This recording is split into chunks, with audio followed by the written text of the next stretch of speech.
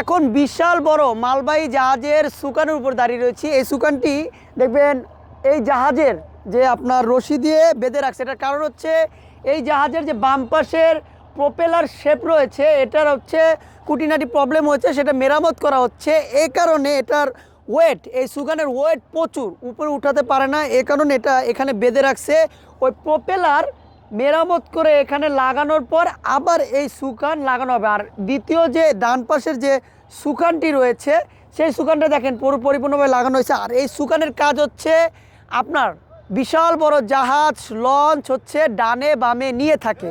এই মিথিলা 5 যে লঞ্চটি রয়েছে, এই জাহাজটি রয়েছে মিথিলা 5, এই মিথিলা 5 লঞ্চের সুকান হচ্ছে এটি।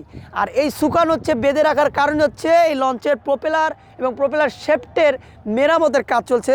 কারণ এই প্রোপেলার শেপ মেরামত করতে হলে সুকান খুলে কাজ করতে হয়, তাই এটা খুলে বেঁধে রাখছে। কারণ এটার ওয়েট অনেক, কয়েক টন হবে, এটার ওয়েট কয়েক হাজার কেজি হবে, এই জন্য উপরে উঠাতে পারে না।